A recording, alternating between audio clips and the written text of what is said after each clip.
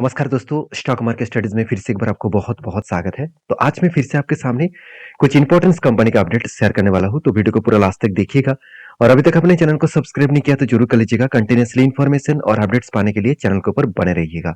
तो चलो देख लेते हैं कौन सा कंपनी है इस वीडियो के अंदर। फर्स्ट जो कंपनी है जिसके बारे में चर्चा करूँ उसका नाम है टाटा स्टील। देखिए टाटा स्टील टाटा ग्रुप के सबसे पुराना कंपनी है। 19 सेंचुरीज में कंपनी स्टार्ट हुआ था, तब से लेकर इस कंपनी अभी भी काम कर रहा है और अच्छा खासा परफॉर्मेंस के हिसाब से काम कर रहा है। देखिए टाटा स्टील के ऊपर सबसे पहले मैं इन्वेस्टर के बारे में बात करूं तो आप यहाँ पे देखेंगे कि इंस्टीट्यूशन इस कंपनी के ऊपर कभी भी माल बेचने के लिए तैयारी नहीं कर रहे हैं। कंटिन्यूसली इस कंपनी के ऊपर होल्डिंग को वो बढ़ाते चले जा रहे हैं और उस बेसिस में देखेंगे तो पब्लिक से लेकर प्रोमोटर से लेकर इंस्टीट्यूशन से लेकर हर किसी के पास इस कंपनी का इन्वेस्टमेंट है। तो एक अच्छी मतलब अच्छा खासा ग्रोथ इस कंपनी के ऊपर देखने को मिला है। अभी इस कंपनी का जो क्वार्टरली रिजल्ट है वो देखेंगे तो कंपनी का सेल्स कुछ हमेशा एक ही रेंज के ऊपर देखने को मिल जाएगा। उतना ज्यादा ग्रोथ भी नहीं है, उतना ज्यादा कम भी नहीं है, एक ही रेंज के ऊपर 50 से 60 इस रेंज के अंदर ही हमेशा आपको सेल्स देखने को मिलेगा। एक्सपेंस मेंटेन करने के बाद कंपनी का देखिए प्रॉफिटेबिलिटी भी एक ही रेंज के ऊपर है। हाँ, पिछली बार कंपनी के पिछले जो क्वार्टर था सितंबर क्वार्टर में क्वार्टर 2 का जो रिजल्ट था वहां पे कंपनी का प्रॉफिट बहुत कम हो गया था। क्यों? क्योंकि कंपनी का इन जितना इनकम हुआ था, जितना सेल्स हुआ था, उससे कई गुना ज्यादा कंपनी का एक्सपेंस हो गया। तो मतलब क्या है, कंपनी का एक्सपेंस बहुत ज्यादा हो गया। तो एक्सपेंस ज्यादा होने के कारण कंपनी के ऊपर एक प्रेशराइज देखने को मिला और उसके कारण कंपनी के प्रॉफिट मार्जिन में इम्पैक्ट आया। तो एक्चुअली देखा जाए तो कंपनी का ऑपरेटिंग प्रॉफिट में कोई भी चेंजिंग नहीं है। तो ऐसा क्या हो गया कि कंपनी का प्रॉफिट 500 करोड़ आ गया। देखिए कंपनी का जो आदर्श इनकम, देखिए आदर्श इनकम कंपनी का नेगेटिव में चला गया और उसके साथ साथ कंपनी का डिप्रिसिएशन बढ़ा। कंपनी के टैक्स भी सबसे ज्यादा देना पड़ा। जो पिछले बार टैक्स कम देना पड़ा था, इस बार कंपनी को टैक्स ज्यादा देना पड़ा। तो उसके चलते कंपनी का प्रॉफिट मार्जिन में एक इम्पैक्ट आया। तो कोई बात नहीं, कंपनी इस तरीके से परफॉर्मेंस करके आगे बढ़ेंगे क्योंकि कंपनी कोई छोटा मोटा कंपनी है, इंडिया के second largest steel manufacturing company है। और इस कंपनी के ऊपर अगर बोरिंग्स के बारे में बात करूं तो कर्जा पहले ज्यादा था, 1,16,000 करोड़ के से भी ज्यादा कर्जा हुआ करता था। आज वो घट के हो चुके हैं 89,000 करोड़ के आसपास। और उसके साथ साथ एज ए इन्वेस्टर प्रोमोटर से लेकर एफएसडीएस पब्लिक हर किसी के पास इस कंपनी का आपको इन्वेस्टमेंट देखने को मिल जाएगा। तो कुछ पॉइंट्स आपको पॉजिटिव दिखेगा, कुछ पॉइंट्स आपको वीकनेस भी दिखने को मिल जाएगा। तो रही बात इस कंपनी के लास्ट कुछ फ्यू डेज का डिलीवरी का परसेंटेज आप देखेंगे तो डिलीवरी थोड़ा सा वीक होता देखने को मिले, 32-34% के आसपास। उसी चीज को मैं यहाँ पे टेक्निकली चार्ट पैटर्न के हिसाब से बात करूं तो फाइनली यहाँ पे क्या बना, एक कप बना, उसके बाद एक हैंडल पैटर्न क्रिएट हुआ। तो cup with handle pattern create होने के बाद यहाँ पे इस लेवल को क्या किया कंपनी ने, क्या किया, ब्रेकआउट किए। तो ब्रेकआउट हुआ, ब्रेकआउट कंफर्मेशन हो गया। उसके बाद नीचे भी आए थे, जब नीचे आया तो मैंने एंट्री लिया। उसके बाद और भी नीचे आया तो एक सपोर्ट को वो रिटेस्ट किया। उसके बाद धीरे धीरे करके वो ऊपर जा रहा है और जो मेरा टारगेट है वो टारगेट के नजदीकी है। ऑलमोस्ट 50% टारगेट हो चुके हैं, बाकी 50% टारगेट बाकी है। अगर इस एंट्री लेवल से टारगेट तक मैं देखूं तो 18% के आसपास टारगेट मिलने का चांसेस है। तो बाकी इस कंपनी के ऊपर आप किस तरीके से डिसीजन ले रहे हैं मुझे जरूर कमेंट्स करके बताना। मैं तो इस कंपनी के ऊपर बुलिश हूं और नेक्स्ट जो कंपनी है उसके बारे में चर्चा करूंगा। उसका नाम है M Sumi, Motherson Sumi wirings limited. देखिए Motherson Sumi wirings limited auto ancillary sector में एक छोटा सा जगह बना चुके हैं। अराउंड 26,900 करोड़ के आसपास इसका मार्केट कैप है। तो छोटा सा कंपनी है। मैं जरूर कहूंगा इस तरीके से कंपनी के ऊपर काम करने से पहले आपको कुछ कुछ पॉइंट्स को जरूर ऑब्जर्व करना होगा। जैसे कंपनी के जो परफॉर्मेंस है वो किस तरीके से चल रहा है। देखिए आरओसी आरओई तो बेस्ट है। कंपनी का पी रेशियो थोड़ा सा इंडस्ट्रीज पी रेशियो से हाई है। कितना हाई है वो आपको एवरेज पी रेशियो में पता चलेगा। देखिए कंपनी का करंट पी रेशियो 51 है और कंपनी का 5 साल की एवरेज पी रेशियो 53 है। तो इसका मतलब कंपनी का पी रेशियो एक अंडर वैल्यूड के सिचुएशन में है। तो कहने का मतलब है कि कंपनी के ऊपर जब भी कुछ इस तरीके से सिचुएशन देखने को मिले तो आपको दो चीजों को ध्यान रखना होगा। पहले कंपनी का जो क्वार्टरली रिजल्ट है वो किस तरीके से परफॉर्मेंस कर रहा है। जैसे आप देखेंगे तो कंपनी का सेल्स 1400 करोड़ से 1800 करोड़ बना, उसके बाद 2000 करोड़ बना। तो कंपनी एक्सपेंस को मेंटेन करने के बाद कंपनी का नेट प्रॉफिट 134 करोड़, 116 करोड़, 156 करोड़। तो प्रॉफिटेबिलिटी एक अच्छा खासा ग्रोथेबल सिचुएशन में देखने को मिला। तो एक अलग लेवल का प्रॉफिट ग्रोथ देखने को मिला है, तो जिसके कारण कंपनी में आगे बढ़ने के लिए दम भी रखेंगे। तो एज ए इन्वेस्टर इस कंपनी के ऊपर इसीलिए कंटिन्यू कर रहा है क्योंकि कंपनी में पॉजिटिविटी है, कंपनी में आगे बढ़ने का दम भी है और कंपनी बिजनेस में एक मोनोपोली बिजनेस एंजॉय करता है। कंपनी 40% मार्केट शेयर अकेला लेके रखा है और वो भी वायरिंग सेगमेंट में। आप खुद ही देख लीजिए यहाँ पे क्या बताया जा रहा है, वायरिंग सेगमेंट में मार्केट शेयर कितना लेके रखा है, एटलीस्ट 40%। तो एक पॉजिटिव पॉइंट है कंपनी के लिए और इस पॉजिटिव पॉइंट के कारण कंपनी के ऊपर एक मोमेंटम जर्नी देखने को मिल सकता है। बाकी मदरसन मतलब वायरिंग्स लिमिटेड के ऊपर मैं लास्ट कुछ फ्यू डेज का डेटा आपको दिखा दूं तो एक अलग लेवल का हाई डिलीवरी देखने को मिला है। 50 to 70% के आसपास एक हाई ग्रोथेबल डिलीवरी देखने को मिले। तो इतना हाई डिलीवरी देखने के पीछे कारण कौन सा है, मैं कारण आपके साथ डिस्कशन करूं तो आपको बता दूं, कंपनीज के ऊपर जो हाई ग्रोथेबल डिलीवरी उठ रहा है उसके पीछे एक ही रीजन है, कंपनी के चार्ट पैटर्न।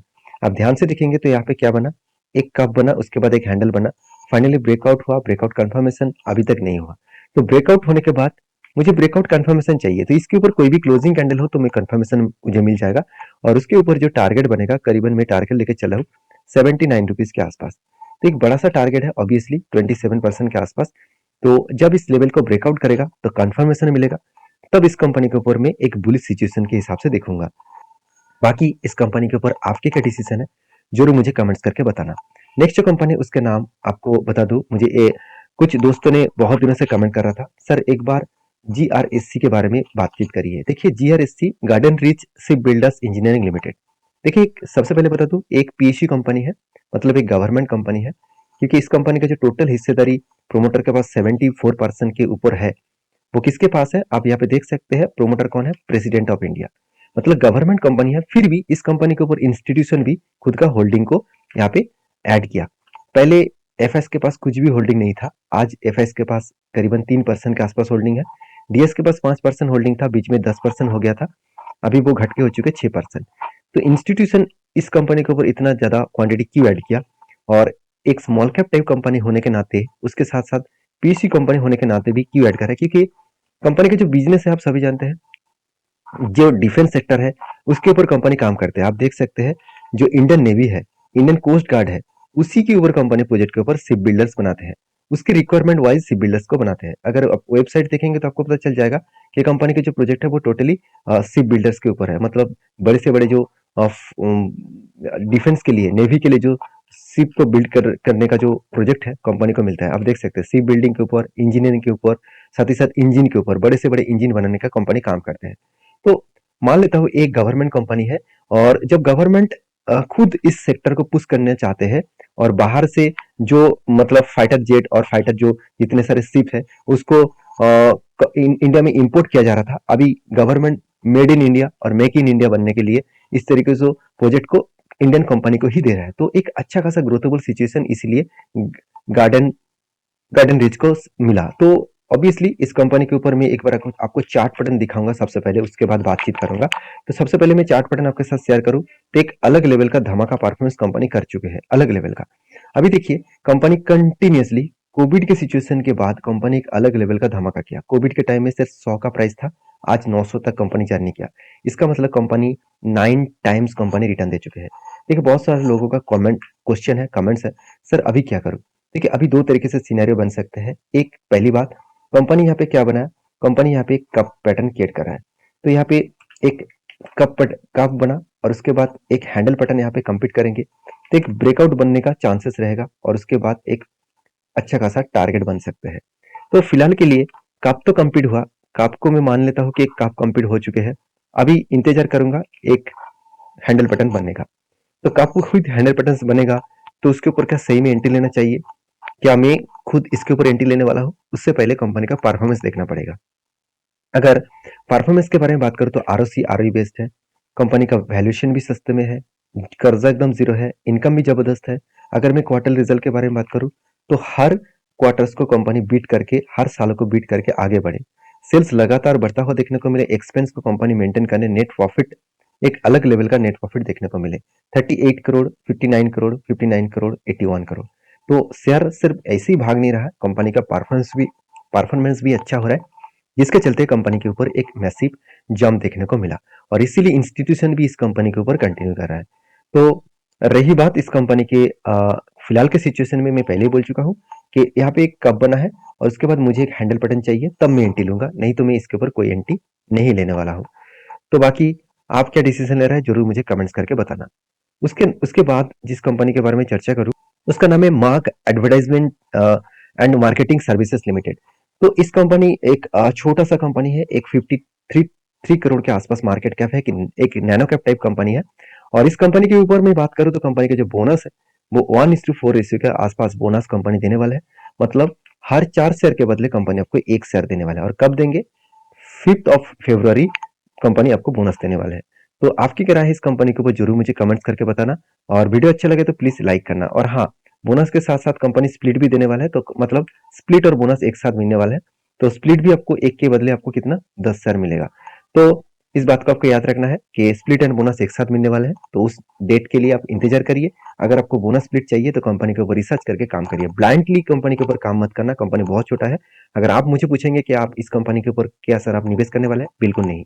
और मैं रिक्वेस्ट करूंगा इस तरीके से कंपनी से दूर रहना ठीक होगा, क्योंकि मैं सिर्फ अपडेट आपको दे रहा हूँ कि कौन सा कंपनी के ऊपर बोनस स्प्लिट आपको मिलने वाले हैं। तो वीडियो में जानकारी अच्छा मिले तो प्लीज लाइक करना, दोस्तों के साथ भी शेयर करना। मिलते हैं नेक्स्ट वीडियो में, तब तक के लिए धन्यवाद।